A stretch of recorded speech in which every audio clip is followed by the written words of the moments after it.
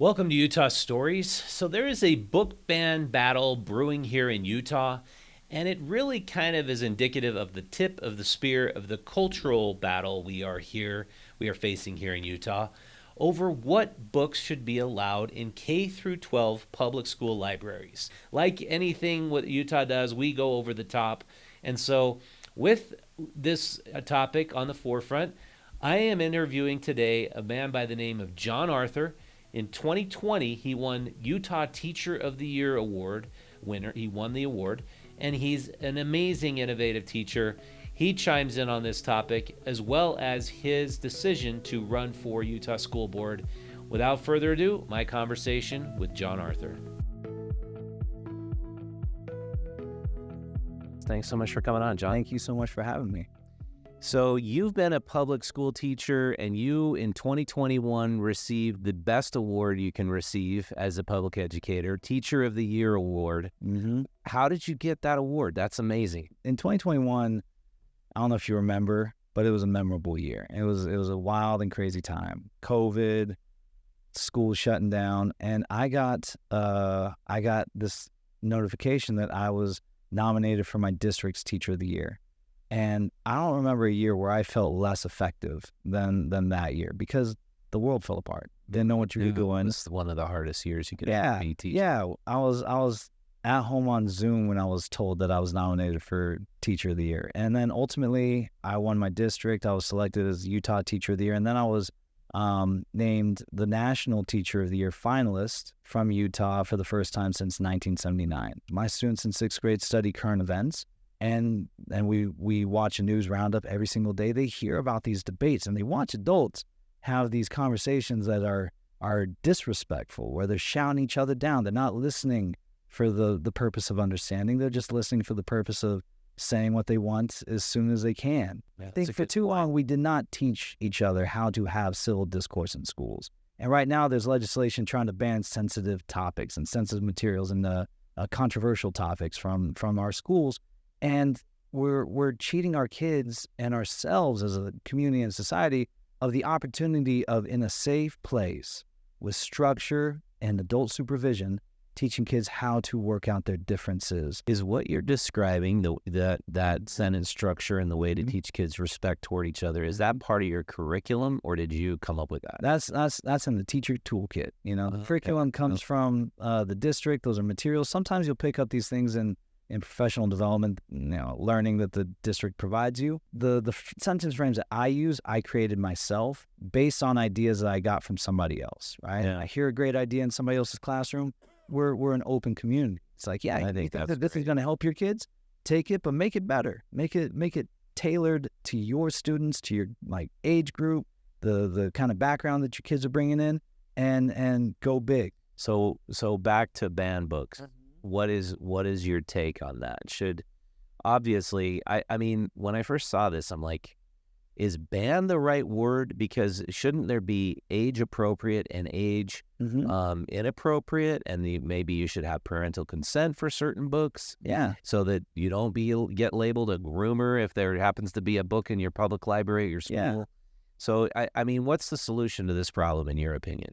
I think that we're trying to legislate our way out of healthy conversations. I've had, since I started teaching 12 years ago, kids in my class who were Jehovah's Witnesses. And in my class, we read Percy Jackson. A witness cannot read Percy Jackson. They can't read books that have magic and other elements. And I've had beautiful conversations with parents about that fact. And when they come to me now, I've had this conversation enough times where I can say, hey, here's the beautiful thing. I've got a lot of other books that are appropriate based on your belief system. I'm going to give you a menu of books that you would like your child to read. While we read whole group from this class novel, you and your child can go out into the hallway so that they're not taking in the content. They read as long as we do. I've got the same assignments that we're doing with this. They can do independently, and then I get to have one-on-one conversations with your child, or sometimes I have 2 in the class or 3. I get to sit down with them, and we get to have deep, meaningful conversations. That's a great explanation. It's like the idea that we have books that some kids can read and some kids can't. Should read, should not. Age appropriate. These are conversations we've been having for as long as there's school. The only problem is now, in the aftershocks following the pandemic, parents are scared and they want to legislate all kids to be held to the same standards. And any teacher worth their salt knows that's the worst form of education. We were talking before we started recording about how when I teach math, I got a kid here, I got a kid here. I can't teach them the same thing. I got to move each kid up as high as I can. And that's how you get the most growth out of kids, but that's also how you get the most excitement as a teacher by thinking about each kid as a traveler on their own journey. And so when we talk about, a book being banned across the entire state because, whatever 3 districts it is, wherever they are in our state, decide that this book is wrong for all kids. That makes no sense to me, just as an educator, as somebody who wants to make sure that kids are able to find books that not only reflect their own personalities, but help them empathize with others. This is the worst way to help kids find the books that they need.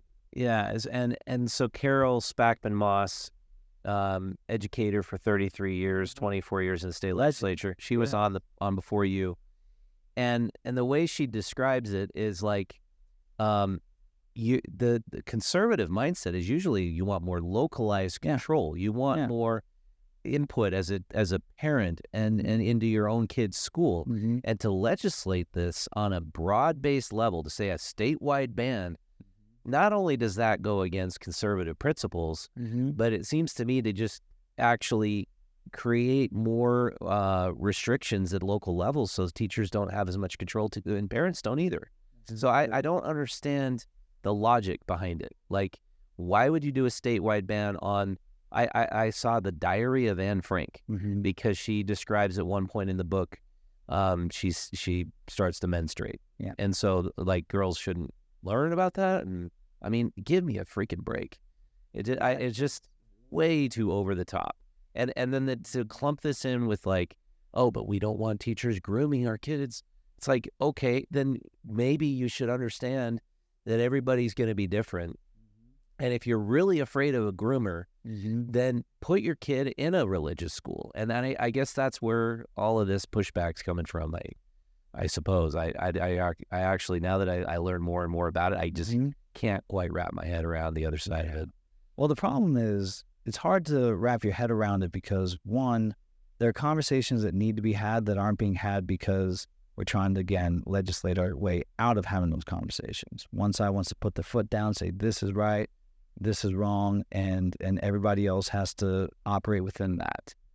The beautiful thing about the way that we currently determine what books should or should not be in our libraries, and the system can be amended to fit the needs of our education system, our communities. But currently what it is, before this last legislative session and the statewide book ban, is schools and districts form committees of educators and parents, and people can make challenges to books.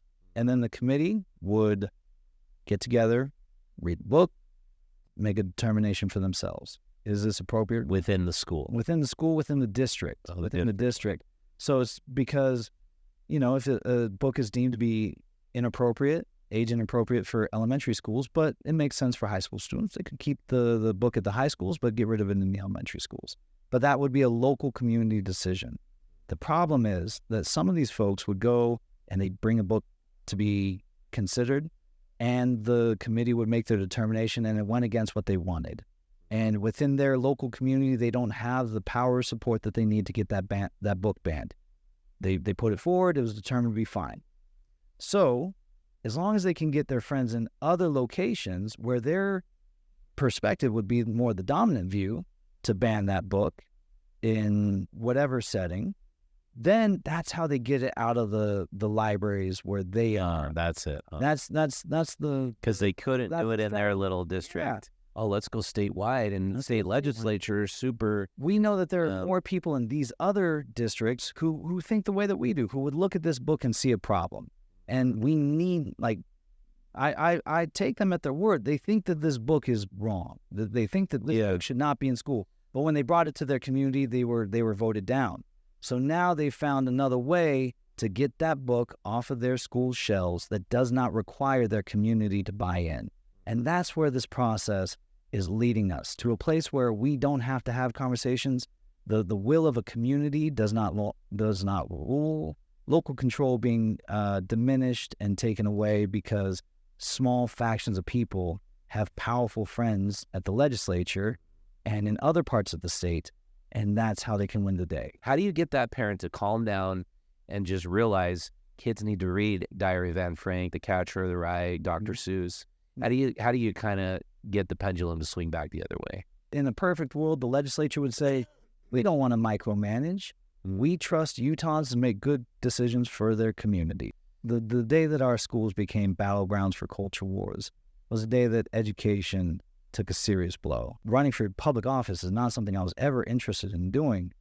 But at the end of the day, you look at these conversations that need to be had and aren't, and then the conversations that we actually are having and are insane, and you just have to say no more. I am, as a teacher, as a girl dad, I cannot sit back in the comfort of my classroom any longer and not get out there and try to add a voice on a big platform like the state school board to say, when 3 school districts banned the Diary of Anne Frank, and it comes to the state school board, which is the only body that can overturn one of those state bans, I can't give up the opportunity to get in there and say, my friends, this is a story of triumph and a figure, a real young lady who I want my girls to admire. And I never want my daughters to feel like they can't talk about not only their lived experiences, but the natural part of what it is to be a young woman. So, John Arthur, how do people learn more about your campaign and support you? My students are really good at saying things like this, like, go to YouTube, smash that like button. But I'm a 41-year-old school teacher. I'm getting better at this. But yeah, if anybody wants to learn about me, go to votejohnarthur.com. You can read all about my policy positions, my history. On social media, I use the handle 9th Evermore, the number 9, TH Evermore. And if anybody wants a dose of inspiration from the schoolhouse, they can go to YouTube and go to the 9th Evermore channel. That's where my students create music videos, short documentaries, other digital content that they put out there. You're on adversity, and so yeah, I hope people support you. I hope you win. Thank you so much for watching Utah Stories. This has been Richard Marcosian with John Arthur. And if you want to support our program to a greater degree, please hit the subscribe button, the like button, and share this episode with a friend.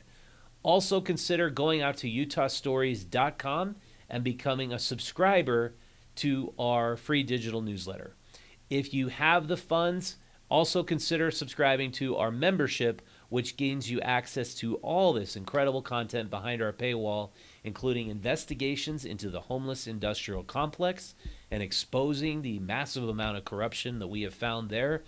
Also, we have access to special hikes that are up Mill Creek Canyon that I just don't want to share with everybody. But if you're a member, I will tell you where the most spectacular scenery and landscapes are up Mill Creek Canyon. And finally, with your membership, you will get a free copy of Faces of Utah magazine. It's a magazine we've been working on launching for the last 16 months. It gets you an incredible feature story about Coach Kyle Whittingham and how he's become such a spectacular leader for the Utah Utes. And it's also a guide to buying local for the holiday shopping season.